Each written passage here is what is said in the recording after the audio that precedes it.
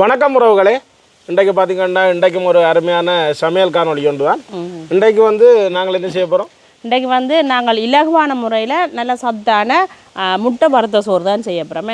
என்ன முட்டை ரைஸ் பொதுவாக அது வந்து கூடுதலாக இப்போ நாங்கள் விட்டு திடீரென விட வந்துட்டோம்னா அவைக்கு ஒரு மச்ச சாப்பாடு கொடுக்கணுமெண்டா நாங்கள் இதை செய்து கொடுக்கலாம். நல்ல சுவையாக இருக்கும்.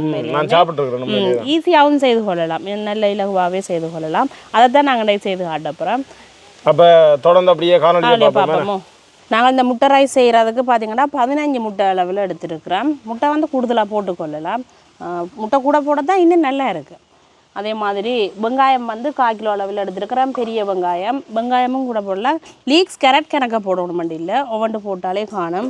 அதே மாதிரி நாங்கள் கொஞ்சம் பெரிய சைஸ் கேரட் தான் எடுத்துருக்கிறோம், அதையும் போடுவோம். பச்சை மிளகா வந்து கிணக்க போட வேணும் மண்டியில். பச்சை மிளகா ஒரு 5-6 பச்சை மிளகா, சின்ன மிளகாண்டபடியே 5-6 எடுத்துருக்கிறோம். பெரிய மிளகானா நீங்கள் 3 பச்சை மிளகா எடுத்துக்கொண்டாலே சரி. தக்காளி பழம் ஒரு நாங்கள் 4 தக்காளி பழம் அளவில் எடுத்துருக்கிறோம். இவ்வளவும் வந்து நாங்கள் தோலெல்லாம் சீவி கழுவி எடுப்போம். ஆனால் சரியான காற்று கூடவே இருக்குது. இப்போ வெக்கையும் கூட காற்றும் கூட வெக்கையும் கூடுதலாக இருக்குது காற்றடித்தாலும். அதே மாதிரி செட்டியான காற்று, இந்த பிலா பிஞ்சு அதுகளெல்லாம் விழுகுது கூடுதலாக.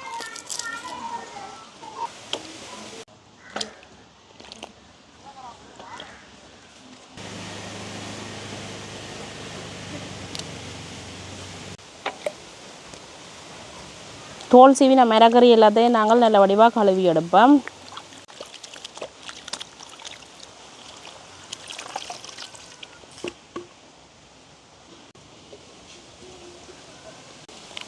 கழுவி எடுத்த மிளகறி எல்லாத்தையும் நாங்கள் இப்படியே அளவளவாக வெட்டி எடுப்போம். இப்போ இதெல்லாம் இப்படியே வதக்குறபடியாக ஒரு அளவான இதுலேயே வெட்டினா காணும் எங்களுக்கு. ஆக மெல்லிசாரி ஒன்று மண்டியில்.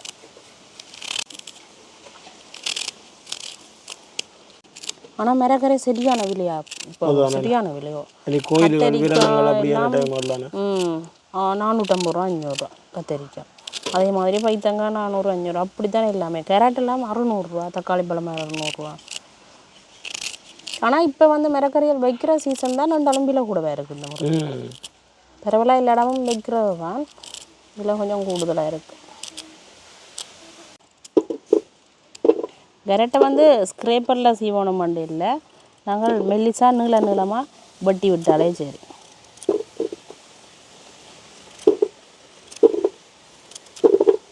இப்படி துண்டுகளாக வெட்டி போட்டு மெல்லிசா வெட்ட எங்களுக்கு சுகம்.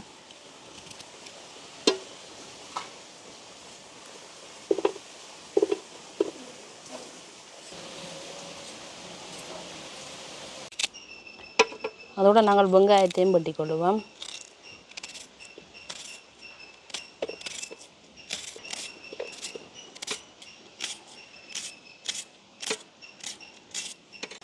அப்படியே நாங்கள் தக்காளி பழத்தையும் இப்படி துண்டுகளாக வெட்டி கொள்ளுவோம்.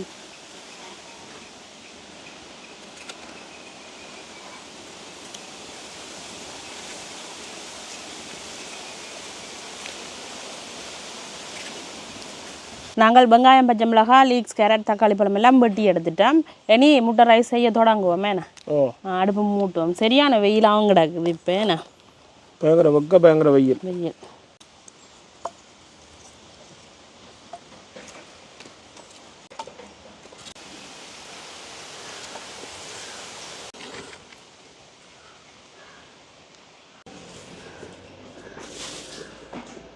அடுப்பங்களுக்கு எரிய தொடங்கிட்டது. நாங்கள் இந்த தாஜுக்கெலாம் இன்றைக்கு முட்டை ரைஸ் செய்ய போகிறோம். தண்ணி எப்படி வத்தி கொண்டு போகுது அப்படி சூடு பிடிக்க தண்ணி வத்தி கொண்டு போகுது. இப்போ நாங்கள் தேங்காய் எண்ணெய் விடுவோம்.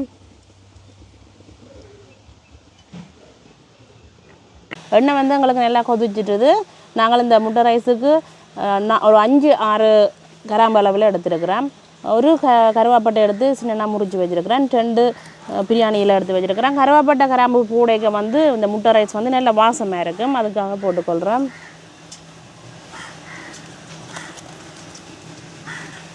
அதோட பார்த்திங்கன்னா வெட்டி வச்சுருக்கிற வெங்காயம், பச்சை மிளகாயம் முதல் போடுவோம்.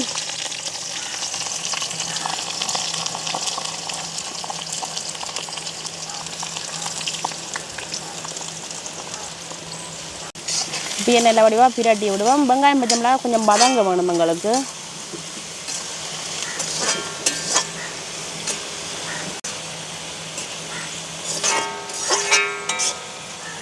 இப்படியே வதங்கட்டுக்குங்க கொஞ்சம். வெங்காயம் பச்சை மிளகாய் எங்களுக்கு ஓரளவுக்கு வதங்கிட்டுது. நாங்கள் இப்போ வந்து வெட்டி வச்சிருக்கிற தக்காளி பழத்தை போட போகிறோம். லீக்ஸ் கேரட் ஏன்னா கடைசியாக போட போகிறோம். அது வந்து எங்களுக்கு நல்ல வதங்கணும் வண்டி இல்லை, ஓரளவு ஒரு வேலை வதங்கினா காணும். அதுக்காக நாங்கள் அதை கடைசியாக சேர்த்துக்கொள்ளுவோம். ஆனால் தக்காளி பழம் எங்களுக்கு கொஞ்சம் கரையல் பருவமாக வதங்க வேணும். தக்காளி பழம் அதோட வேகமாக வதங்கிடும் எங்களுக்கு. இப்படியே தக்காளி பழமும் நல்லா வதங்கட்டுக்கு. தக்காளி பழம் எங்களுக்கு நல்லா வதங்கிட்டுது என்ன பாருங்க. அப்படி அந்த கரைஞ்சோண்டு வந்துட்டு, ஆனால் அப்படி கரைஞ்சோண்டு வேற ஒன்றும் தக்காளி பழம். அதோட பார்த்தீங்கன்னா நாங்கள் வெட்டி வச்சுருக்கிற கேரட்டை போடுவோம். அதோட வந்து லீக்ஸையும் நாங்கள் சேர்த்துக்கொள்ளுவோம்.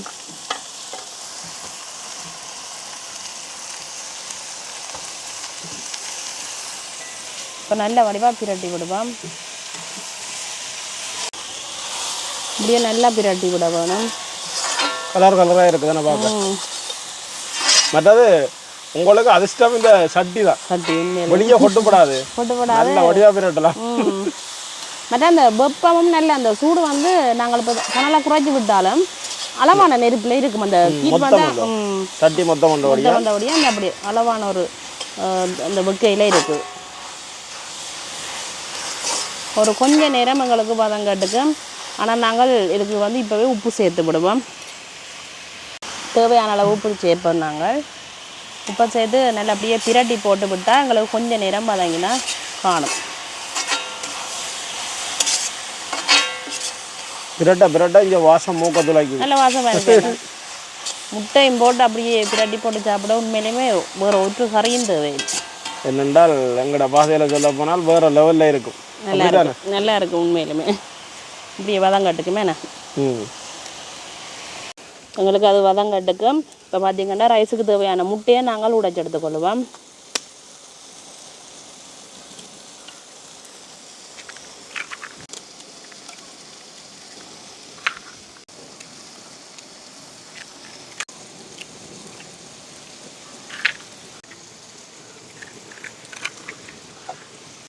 இப்போ நாங்கள் முட்டை உடைச்சி எடுத்து வச்சுருக்கிறோம். இந்த லீக்ஸ் கேரட்டுக்கு கொஞ்சமாக நாங்கள் தனி மிளகாய் தூள் சேர்க்க போகிறோம். உங்களுக்கு தேவையில்லைன்னு சொல்லி சொன்னால் விடுங்க, அது கொஞ்சம் போட்டால் கொஞ்சம் உரைப்பாக இருக்குமே என்ன கொஞ்சம் சேர்த்துக்கொள்ளும். மிளகு காணும். அதோட வந்து கொஞ்சம் மிளகு தூள் சேர்ப்பேன். முட்டைக்கு வந்து கட்டாயம் மிளகு தூள் சேர்த்தா நல்லா இருக்கும். அதோட பார்த்திங்கன்னா கொஞ்சமாக மஞ்சள் தூள் சேர்ப்பேன். இப்போ இதை வந்து நல்லா பிரட்டி விடுவேன்.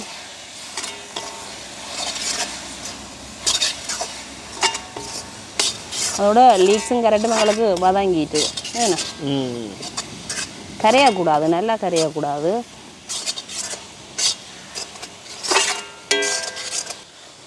சரி, நாங்கள் முட்டையை போட்டு பிரட்டுவோம். இப்படியே நாங்கள் இந்த மிரக்கறி எல்லாத்தையும் சுற்றி இப்படி ஒதுக்கி விட்டுட்டு இந்த நடுவில் முட்டையை ஊற்றுவோம்.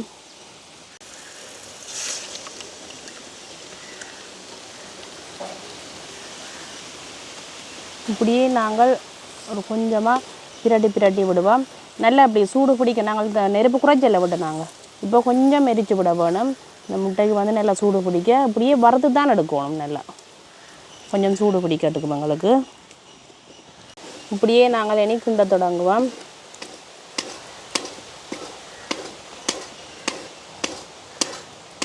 இப்படியே மாறிக்கொண்டு வர தெரியுது.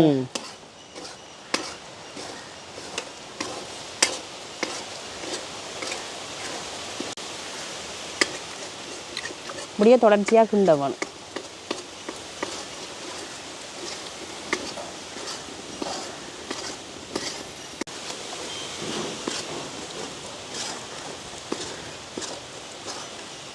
இப்போ பார்த்தீங்கன்னா எங்களுக்கு முட்டை நல்லா வறுபட்டு கொண்டு வருது. இனி இப்போ இப்படியே மிரக்கறி எல்லாத்தையும் சேர்த்து நாங்கள் கிண்ட தொடங்குவோம்.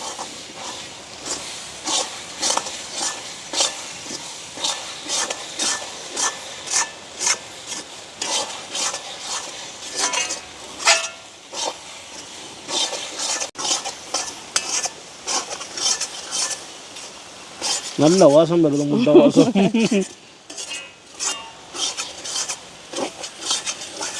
நல்லா வறுபடணும். இனி வந்து கொஞ்சம் தணலை வந்து குறைச்சி விட்டாச்சு. எரிகிற பிறகுகளை கொஞ்சம் எடுத்து விட்டா சரி.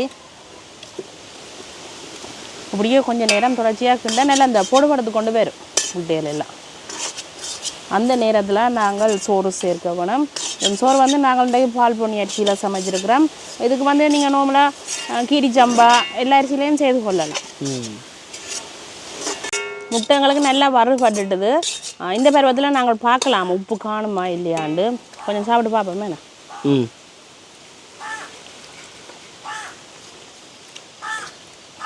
ஆனால் இதுக்கு சோறு உப்பு காணும். ஆனால் சோறு சேர்க்க வந்து எங்களுக்கு உப்பு கொஞ்சம் காணாத மாதிரி தான் இருக்கும். அதனால் வந்து ஒரு கொஞ்சமாக உப்பு சேர்த்துக்கொள்வோம்.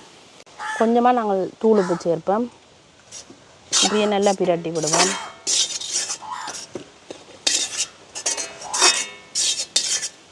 முட்டை ரைஸ் எங்களுக்கு ரெடி ஆகி கொண்டிருக்குது. இனி வந்து நாங்கள் உதய கோப்பையில் வச்சு அள்ளி சாப்பிடலாம் போல.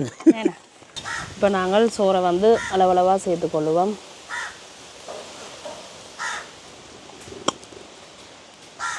நாங்கள் நல்ல வடிவாக பிரட்டி விடுவோம்.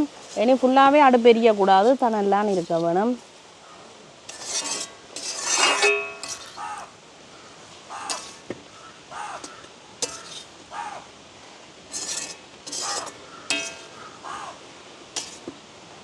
இப்படியே நல்ல வடிவாக கலந்து விட வேணும்.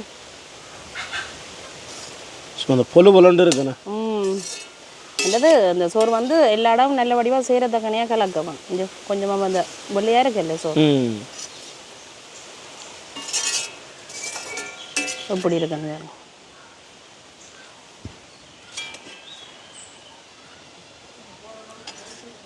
நாங்கள் இறக்கிட்டு சாப்பிடுவோமே.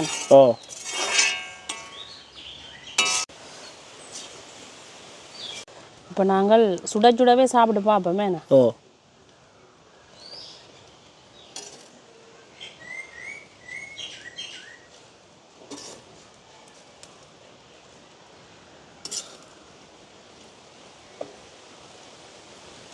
ரைட், சாப்பிட்டு பார்ப்போமே. நீ இப்போ முட்டை ரைஸ் சரியா என்ன சோறு இது? முட்டை வறுத்த சோறு. முட்டை வறுத்த சோறு அது மறந்து போகுது. ரைஸ் நாங்கள் பழமையாக அந்த பழகிட்டு தான் இப்போ சாப்பிடுவோம். ஏனென்றால் அது வாசம் பொழுது